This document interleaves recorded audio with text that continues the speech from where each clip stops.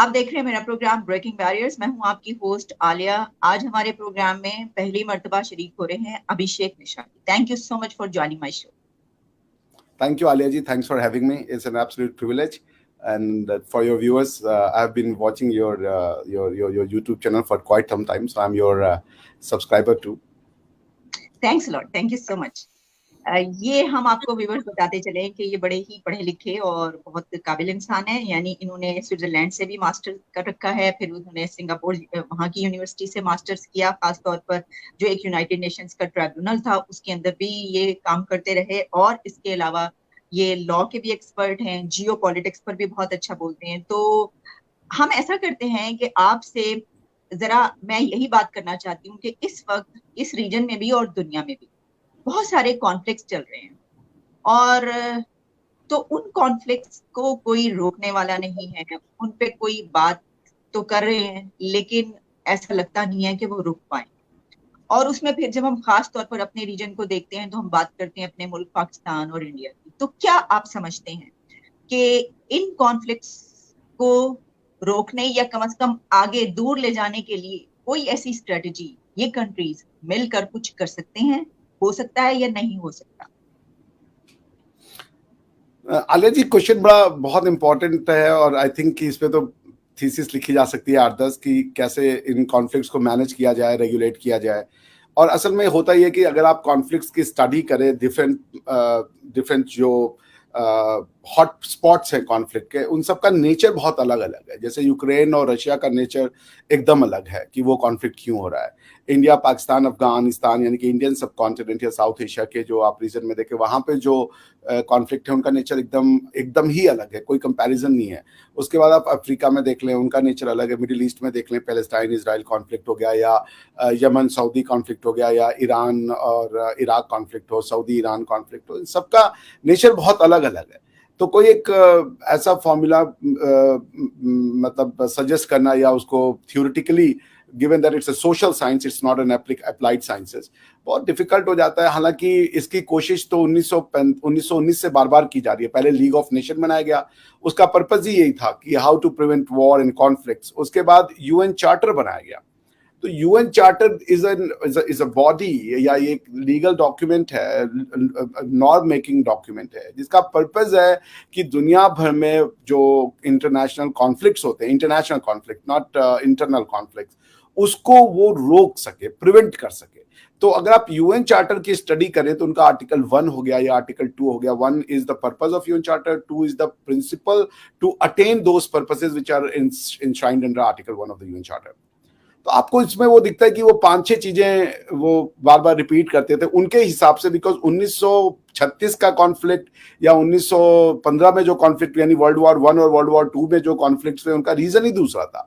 तो United nation का approach भी उसी हिसाब से था कि सेल्फ डिटर्मिनेशन को प्रमोट करेंगे, नेशन स्टेट को लाएंगे, इंपीरियलिज्म को खत्म करेंगे।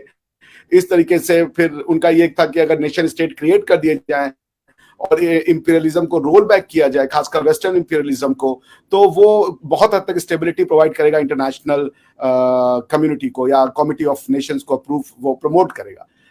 और वो काफी हद तक हुआ भी, क्योंकि आज आप देखें जो इंटरनेशनल वॉर जैसी मल्टीपल स्टेट का जो पार्टिसिपेशन होता है, या वर्ल्ड वॉर जैसी सिचुएशन तो आपको नहीं दिखती है कहीं करने में। यूक्रेन में हो सकता था, लेकिन सारे ईयू कंट्रीज ने स्टेप डाउन कर दिया कि वो तो बूट्स ऑन ग्राउंड नहीं भेजेंगे या वो किसी भी तरीके का पर्सनल पार्टिसिपेशन नहीं करेंगे। ये यूक्रेन और रशिया की लड़ाई है, इसको यूक्रेन और रशिया ने खुद से लड़ना है। सिक्योरिटी काउंसिल फेल हो गया, यूएन का मैकेनिज्म फेल हो गया। वो बहुत एकेडमिक डिबेट हो जाएगी कि जो मैकेनिज्म कार्व आउट किया गया इन कॉन्फ्लिक्ट्स को रोकने के लिए, वो मैकेनिज्म क्यों नहीं सक्सेसफुल हुआ। उसमें वन ऑफ द रीजंस थी, अगर आप चाहे तो वन ऑफ द रीजंस थी कि जो उस समय के नेशनल पावर थे या पावरफुल स्टेट्स थे, फ्रांस, यूके था, रशिया था, चाइना था और अमेरिका था, वो आज जियो पॉलिटिक्स की रियलिटी बदल चुका है। यूके कहीं से भी वर्ल्ड पावर नहीं है आज की डेट में, फ्रांस कहीं से भी वर्ल्ड पावर नहीं है आज की डेट में। यूरोपियन पावर हो सकते हैं दोनों देश मिलकर, बट वर्ल्ड पावर तो नहीं है। फिर आपका रिप्रेजेंटेशन नहीं है अफ्रीका से, आपका रिप्रेजेंटेशन बैलेंस नहीं है, जो नॉर्दर्न हेमिस्फीयर है यानी कि जो अमेरिकन हेमिस्फीयर वाला एस्पेक्ट है, और उसी तरीके से इंडिया जो एशिया में जो रियल पावर है वो इंडिया और चाइना के पास है। इंडिया के रिप्रेजेंटेशन के बिना चाइना यूनाइटेड नेशन का जो रिप्रेजेंटेशन है सिक्योरिटी काउंसिल पे हो नहीं सकता। दैट नीड्स रिफॉर्म, उसके लिए कोशिश की जा रही है। आप देखेंगे अक्सर ये बयान आते रहते हैं कि 4 कंट्रीज को उसमें अकोमोडेट किया जाना चाहिए एज परमानेंट मेंबर। उसमें इंडिया है, जापान है, जर्मनी है और ब्राजील है। इन चारों कंट्रीज की बात ही चल रही है। बट फिर वही हो जाएगा वो, बिकॉज जो यूएन चार्टर को अमेंड करने की जो प्रक्रिया है that is also very difficult. So मेरे ख्याल से UN as a system has been successful. World war नहीं हुआ, और उसका ये भी नतीजा हुआ कि जो स्टेट्स थे उन्होंने ये माइंड बना लिया है कि वॉर अब हम नहीं करेंगे। इवन रशिया ने भी किया है यूक्रेन के ऊपर, वो बहुत ज्यादा ऑफेंसिव वाला वॉर नहीं था। रशिया को मजबूर किया गया, एटलीस्ट रशियन परसेप्शन ऑफ उनकी सिक्योरिटी की, नाटो का एक्सपेंशन क्यों हो रहा है, सिक्योरिटी काउंसिल की मौजूदगी है, उसके बाद नाटो का क्या रिलेवेंस है आज की डेट में, ये वो जस्टिफाई नहीं कर पा रहे अमेरिका वाले कि आप क्यों नाटो चाहते हो जब आप सिक्योरिटी काउंसिल क्रिएट कर चुके हो। सिक्योरिटी काउंसिल का प्रिंसिपल पर्पस है to maintain international peace and security, then why to create an armed regional organisation known as NATO. NATO ने क्या अभी तक अचीव किया सिवाय डिस्ट्रक्शन के? उन्होंने कोई अचीव नहीं किया। और अगर आप नाटो नहीं होगा तो perhaps security council most effectively काम कर भी सकेगा। तो अब नाटो का जो एक फियर है वो दिखता है रशिया में, जैसे इंडिया का फियर पाकिस्तान में दिखता है, पाकिस्तान का फियर इंडिया में दिखता है, चाइना का फियर इंडिया में दिखता है, इंडिया का फियर चाइना में दिखता है। एक परसेप्शन का तो है ही है ये फ्लैश पॉइंट ना। तो इसलिए मेरे ख्याल से जो कॉन्फ्लिक्ट्स के कारण क्या हैं, अलग अलग जगह पे अलग अलग रीजन है, जियोपॉलिटिक्स रीजन है, डिस्ट्रस्ट है, मल्टीपल आइडियोलॉजीज का फ्लोट करना है, उन आइडियोलॉजीज के बीच में कोई रिकंसिलिएशन होने की संभावना नहीं है क्योंकि इतनी एक्सट्रीम आइडियोलॉजीज हैं तो वो सब रीजंस हैं। तो that's a very academic debate, but we can narrow it down to our geographical region कि यहाँ पे क्यों हो रहा है। अगर इसकी स्टडी की जाए, how can we bring in peace. Yes, my second question is कि जब हम इस रीजन में आते हैं, जैसा आपने बात की, तो हम ये देखते हैं कि इंडिया आगे भी बढ़ रहा है। उसमें कहा जाता है कि एक बड़ा फैक्टर, जहां और बहुत से फैक्टर, उसमें बड़ा फैक्टर एक फॉरेन पॉलिसी भी है। तो क्या वजह है कि ये आप क्या समझते हैं कि वो कौन से बेसिक फीचर्स हैं आपकी फॉरेन पॉलिसी के जिसने आपको आगे बढ़ने में जो है वो मदद दी है? और आपके सबके साथ बहुत अच्छे ताल्लुकात भी होते हैं, जिनके साथ बड़े खराब हुए हैं वो भी आपके कंट्री में आते रहते हैं, उनके साथ भी आपकी ट्रेड होती रहती है। लेकिन जबकि हम इस तरफ देखते हैं तो ऐसा नहीं है। आपके ख्याल में वो कौन सी एक, अगर आप कुछ फीचर्स बताना चाहें? देखिए, फॉरेन पॉलिसी में सबसे इंटरेस्टिंग बात है कि इसमें वर्ड फॉरेन है बट एवरीथिंग इंटरनल है। There is nothing foreign about foreign policy. Foreign policy is a tool to extend your internal interest. So आपको आपके इंटरनल इंटरेस्ट की बहुत सही जानकारी होनी चाहिए या एकदम एग्जैक्ट जानकारी होनी चाहिए। दूसरी चीज ये हो जाती है कि फॉरेन पॉलिसी में जो आपका पॉलिटिकल पावर को एक्सरसाइज कर रहा है वो आपके नेशनल इंटरेस्ट को कैसे देखता है, ये भी बहुत बड़ा क्राइटेरिया बन जाता है।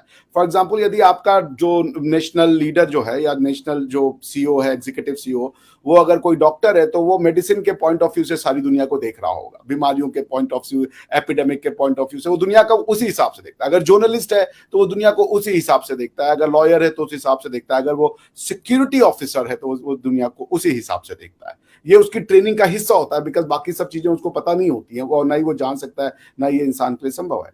तो इंडिया की फॉरेन पॉलिसी की सबसे बड़ी खास बात ये रही कि एवरीवन न्यू कि हमें इंडियन इंटरेस्ट क्या है, ये तो हमें सबको पता था।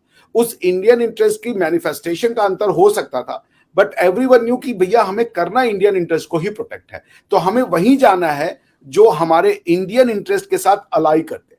ठीक है ना? पाकिस्तान में क्या हुआ कि वो पाकिस्तान का इंटरेस्ट कभी उनको पता ही नहीं चला। पाकिस्तान की जो प्रॉब्लम क्रिएशन में इतनी प्रॉब्लम है कि इफ यू आस्क समवन कि भाई व्हाट इज पाकिस्तान, तो उसका जवाब उनके पास है ही नहीं। और अगर है तो वो इतना शैलो है, इतना वो जिसे कह लीजिए अनसाइंटिफिक है कि आप उस पर अगर क्वेश्चन पूछने चाहें तो फिर आप उसको क्वेश्चन पूछने की वो देंगे नहीं जगह, बिकॉज कि उसमें आंसर दिए नहीं जा सकते हैं। तो अब इंडिया की अगर आप डेफिनेशन पूछे, एवरी रूलर बीट नेहरू और be it Modi, they are ideologically poles apart, लेकिन दोनों ये बात जानते थे कि ये एंशिएंट लैंड है, प्लूरैलिटी इसकी एसेंस है, ये जो है ये एक धर्म बेस्ड देश है, यहाँ पे पंथ या रिलीजन का कोई रोल नहीं हो सकता।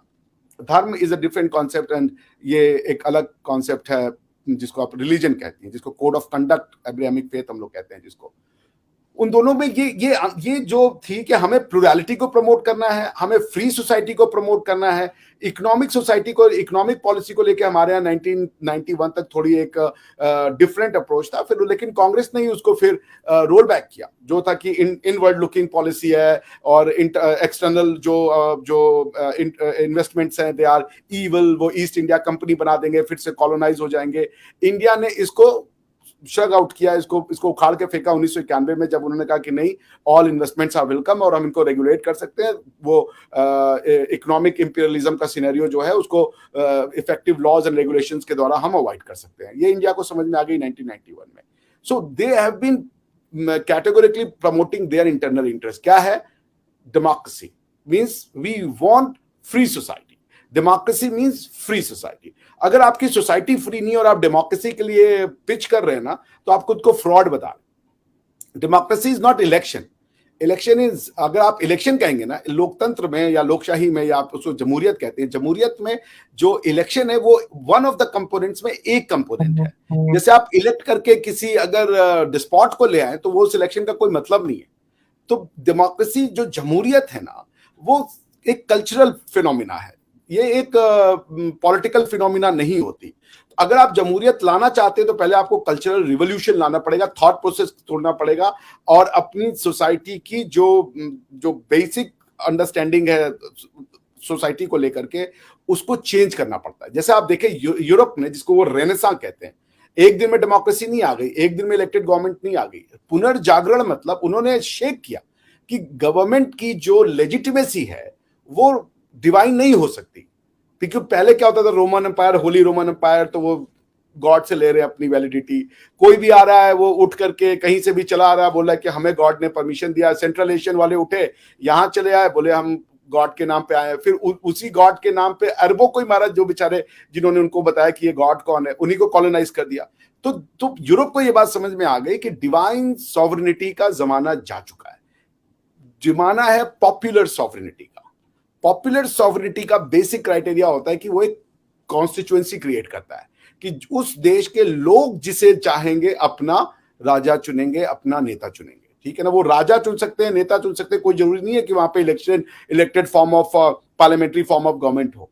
जैसे आप देख ले, यूके में पार्लियामेंट्री फॉर्म ऑफ गवर्नमेंट भी है और राजा भी है। हमारे यहाँ तो राजा को इन्होंने डिस्पोज ऑफ कर दिया, रिपब्लिक इंट्रोड्यूस कर दिया। यूके ने कभी रिपब्लिकनिज्म को नहीं एक्सेप्ट किया, वो आज भी अपने आप को मोनार्की कहते हैं। स्वीडन है इस तरीके के, डेनमार्क है, कई देश हैं जो मोनार्क्स हैं। तो पॉइंट मैं ये कहना चाह रहा हूं ना कि फॉरेन पॉलिसी में इंडिया को ये बात बहुत पहले से पता थी और इंडियन एंशिएंट फिलॉसफी भी इतनी ज्यादा रूटेड थी, डेमोक्रेसी उसका पार्ट था कि इनइक्वालिटी, भले कास्ट के नाम पे लोगों ने उसको फैलाया कि यहाँ पे कास्ट सिस्टम है, शूद्रों के साथ खराब ट्रीटमेंट किया जाता है, बट वो सोशियोलॉजिकल प्रॉब्लम थी। तो उसको सोशियोलॉजिकल आप फाइट कर सकते थे, फिलोसफिकली कोई प्रॉब्लम नहीं था। अगर आप फिलॉसफी को जाके सही एनालाइज करेंगे तो फिलॉसफी सही आइडिया थी। सोशल ऑर्डर का क्रिएशन जो किया गया था वो उसमें कोई बुराई नहीं थी, उसकी एप्लीकेशन में प्रॉब्लम आ गई। तो that's what you say that philosophy when it gets applied become sociology. तो फिर सोशियोलॉजी अगर उस फिलॉसफी को सही नहीं समझ पा रही है तो वो गलत रिजल्ट देना शुरू कर देती है। तो इंडिया में फिलॉसफी क्लियर थी सारे रूलर्स को। उन्होंने जानते थे कि हमें प्लूरलिज्म को प्रमोट करना है, इंडियन वेलफेयर को प्रमोट करना है, इंडियन इकोनॉमिक को प्रमोट करना है, इंडियन आइडेंटिटी को प्रमोट करना है। इंडियन आइडेंटिटी एंशिएंट है, रूटेड है कल्चरल लोकल में। ये सारी चीजें हमारे सारे पॉलिटिकल लीडर्स को पता थी, उन्होंने इसको जो है मैनिफेस्ट किया। इसलिए जब ये कैपिटलिज्म और इसके बीच में दुनिया बटी, उन्होंने कहा कि ना हमें कैपिटलिज्म से प्रॉब्लम है, ना सोशलिज्म से प्रॉब्लम है, ना हम इनको प्यार करते हैं, ना हम इनको नफरत करते हैं। हम एक अपना खुद का वो बनाएंगे because we have capability to give our own political ideologies. हमें डिपेंडेंट नहीं है कि आप नहीं बताओगे तो हमें पता ही नहीं है कि पॉलिटिकल आइडियोलॉजीज होता क्या है। So we had gone for NAM. आज भी आप इंडिया देखिए वही कर रहा है। इंडिया ना तो कंप्लीटली यूएस के रास्ते में जाता है, ना तो कंप्लीटली रशियन रास्ते में जाता है, वो बीच में रहता है। ना तो वो ये कहता है रशिया से कि अगर इनसे बात करोगे तो हमसे बात मत करो, हमसे भी करोगे तो इनसे बात मत करो। उसका एक रीजन ये है कि जितने भी रूलर्स आते हैं ना हमारे यहाँ पे, वो एक डेमोक्रेटिक प्रोसेस से होके आते हैं। तो उनको ना पता होता है कि कैसे कॉन्फ्लिक्टिंग इंटरेस्ट को बैलेंस करना होता है। which essentially becomes later on foreign policy कि भाई अमेरिका का थॉट प्रोसेस कुछ है, रशिया का थॉट प्रोसेस कुछ है, चाइना का थॉट प्रोसेस कुछ है, इनको कैसे आप बैलेंस करोगे। और डेमोक्रेसी में आप ये इसकी आदत डाल देते हो, क्योंकि आपका जो कॉन्स्टिट्यूएंट है वो इतना आसान नहीं होता, जो वोटर है आपको हर तरह के वोटर मिल जाते हैं, उनको एक्सप्लेन करना बड़ा डिफिकल्ट होता है। सो इंडियन ये जो इंटरनल अंडरस्टैंडिंग इतनी क्लियर रहती है कि इनकी फॉरेन पॉलिसी उतनी ही क्लियर होती है। ये उस जगह नहीं जाएंगे जो इनको नहीं समझ में आती कि भैया ये हमारे इंटरेस्ट में होगा। इसलिए बुश ने जब कोलिशन ऑफ आर्मी बनाई है अफगानिस्तान में अटैक करने के लिए वॉर ऑन टेरर को, which was basically war on jihad because it was against Al-Qaeda, it was not against a state. So basically जब उन्होंने war on अगर ये एनालिसिस पाकिस्तान किया होता ना तो पाकिस्तान कभी भी war on terror में नहीं जाता। It was effectively against war on Al-Qaeda. War on Al-Qaeda means Al-Qaeda was waging a jihad against West. आपको ये एनालिसिस करने के बाद ही पता चलता है कि भाई ये हमारे कॉन्फ्लिक्ट, हमारी जो अंडरस्टैंडिंग ऑफ द वर्ल्ड है उससे ये कॉन्फ्लिक्ट में आ रहा है, हम इसके पार्ट नहीं बन सकते, तो आप उसमें नहीं जाते। लेकिन आप वो शब्दों के एनालिसिस किए बिना वॉर ऑन टेरर के ट्रैप में फंस गए, आप उस कॉन्फ्लिक्ट में चले गए जिस कॉन्फ्लिक्ट में आपको ये नहीं पता था कि हम बेसिकली जो एनिमी हमारा है और जो एनिमी हमारे अलाई का है वो सेम एनिमी है कि नहीं है, and that created a duality. वो आपकी फॉरेन पॉलिसी का डिजास्टर था कि आप अपने आप को इस्लामिक रिपब्लिक भी कह रहे हो और अलकायदा से भी आप जो आपको आप ये भी कह रहे हो कि ओसामा बिन लादेन हमारे आइडियल हैं और ओसामा बिन लादेन को मानने वाली टीम के साथ भी आप लड़ रहे हो, तालिबान को आप सपोर्ट भी कर रहे हो, तालिबान के लोगों की टिप ऑफ भी कर रहे हो। इससे आपने अफगानिस को भी अपने अगेंस्ट में बनाया, अमेरिकन को भी आपने डुअलिज्म का अपने उससे शिकार बनाया। उसकी रीजन ये थी non understanding of local interest, कोई लोकल आइडिया ही नहीं है। And that's what the reason कि आपकी फॉरेन पॉलिसी तब तक नॉर्मल नहीं होगी जब तक पाकिस्तान है क्या, पाकिस्तान होना क्या चाहता है, इसकी क्लैरिटी आपके political thinkers, educational thinkers, doctors, philosophers बैठ के क्लियरली बताते नहीं है। तब तक ये कॉन्फ्लिक्ट आपके देश में इंटरनली भी चलेगा और एक्सटर्नली भी चलेगा। इंडिया में ये चीज कभी प्रॉब्लम में उतनी नहीं आई बिकॉज ये हजारों साल का कल्चरल आइडेंटिटी था, तो लोगों को क्लियर था कि भाई हम करना क्या चाहते हैं। That is one of the reasons why we are successful. और ये प्लूरलिटी को मेंटेन करने का जो इंटरनल प्रैक्टिस होता है वो जब एक्सटर्नल मैनिफेस्ट होता है तो लोग उसको अप्रिशिएट करते हैं, क्योंकि एरोगेंस नहीं होता। आप कभी वेस्ट बंगाल के चीफ मिनिस्टर मोदी को गाली देती हैं, साउथ इंडिया के चीफ मिनिस्टर मोदी को गाली देते हैं, बट स्टिल वो ऑल चीफ मिनिस्टर कॉन्फ्रेंस में बैठते हैं, एक दूसरे को मैंगो भी देते हैं, शाल भी भेंट करते हैं और फिर पब्लिक में जाके कहते हैं ये तो बदमाश आदमी है, इसको वोट मत दो। लेकिन फिर वो जब एक दूसरे के साथ कोऑपरेशन करना होता है इकोनॉमिक मैटर्स पे करते हैं वो। तो ये इतनी आदत हो चुकी होती है ना कि डाइवर्सिटी को हैंडल कैसे करना है, कॉन्फ्लिक्टिंग इंटरेस्ट को हैंडल कैसे करना है, कॉन्फ्लिक्टिंग इंटरेस्ट को पर्सनल एनिमोसिटी नहीं बना देना। अगर मेरे इंटरेस्ट किसी के साथ टैली नहीं हो रहे, it doesn't mean that person happens to be my arch rival. तो ये जो ट्रेनिंग है ना डेमोक्रेसी की, फेडरलिज्म की, वो इनको बहुत स्टाउट बना देती है to handle, to perform at the international level. अभी तक एक चीज कमी थी, इंडिया बहुत रेटिसेंट होता था, डरता था, अपनी बात रखने में डरता था। या हम लोग भी फील करते थे। हमारी सोसाइटी में राम राम एक ग्रीटिंग है जो सदियों से चले आ रही है। हम इसलिए कहना बंद कर दिए क्योंकि किसी को ये लगता है कि राम तो कोई भगवान नहीं थे, तो राम राम ग्रीटिंग ही क्यों हो सकती है। भाई अगर आपको प्रॉब्लम है, ये आपकी प्रॉब्लम है। हमारे यहाँ सदियों से चल रहा है कि Ram Ram is a way to greet people. आज भी कहते हैं, इवन जब कोई मर जाता है तो कहते हैं राम नाम सत्य है, Ram is ingrained in our blood, ठीक है ना। मगर ये भी सोसाइटी की आदत थी कि सामने वाला ऑफेंडेड ना हो जाए तो राम राम नहीं बोलेगा, ठीक है ना। तो ये थी कि इंडिया लीडर नहीं बन रहा था, इंडिया गुरु नहीं बन रहा था, बिकॉज इंडियंस वर अफ्रेड। पिछले 700-800 साल से डिफरेंट आइडियोलॉजीज ने इनको आके अटैक किया, इनको जो है कहा कि ये किसी लायक नहीं है, किसी ने पेगन कहा, किसी ने कहा ये पॉलिटिकली इनकेपेबल है, कार्ल मार्क्स ने कहा कि we are they can not economically grow, ये कुछ नहीं। सब ने, कम्युनिस्ट से लेकर के अब्राहमिक फेथ से लेकर के वेस्ट की पॉलिटिकल, सब ने इंडिया को डिमोनाइज किया, अपनी किताबों में डिमोनाइज किया। आप मेरी जर्मनी की फ्रेंड थी, वो वहां की किताबों में इंडियन कास्ट सिस्टम के बारे में बताया जाता था बिना understanding of Indian caste system. हमारे यहाँ न तो कभी इस्लाम के अगेंस्ट में लिखा गया किताबों में, न क्रिश्चियनिटी के अगेंस्ट में लिखा गया किताबों में, न किसी और पॉलिटिकल आइडियोलॉजी के अगेंस्ट में लिखा गया किताबों में। उसका एक ये फायदा हमें मिलता है कि जब हम जर्मनी जाते हैं तो हमें जर्मनी से नफरत नहीं होती। अगर हमारे दिमाग में नफरत भर दी जाती कि वो हमारे बारे में ऐसा सोचते हैं, तो perhaps we would have also reacted the same way. तो ये जो जहनसाजी इतनी खुली रहती है ना इंडिया की, वो किसी की बुराई नहीं करता। आप उसको बुराई कर करके मर जाइए, आप उसको कहेंगे ये तो घटिया लोग हैं, फिर भी वो आपकी बुराई नहीं करेगा। वो खुद को डिफेंड तो जरूर करेगा, बट वो कभी किसी थ्योरी की, आइडियोलॉजी की बुराई नहीं करता। सबको भला कहता है, सबको भला कहता है वो। सो पॉइंट ये कि ये जो है ना diversity, that is the essence of foreign policy. Internal ये अब इंडिया जो है वो एग्जर्ट कर रहा है, कॉन्फिडेंस आ चुका है उसमें that we are not bad, our ideology is not bad, our history is not bad, our identity is not bad, and we have something to give. And then India is talking. बहुत in depth analysis आपने किया और बहुत सी आपने जो ऐसे conflicts हैं और जो खास तौर पर आइडियोलॉजीज हैं उस पर भी आपने उसको एक्सप्लेन किया कि क्या रीजंस हैं और जो सक्सेस है इस वक्त वो क्यों है, उसको भी आपने बयान किया। तो बहुत शुक्रिया आपके वक्त का। Thank you so much for your precious time. Thank you, Alia ji. Thank you so much for inviting me. Thanks. It's an honor. Thank you.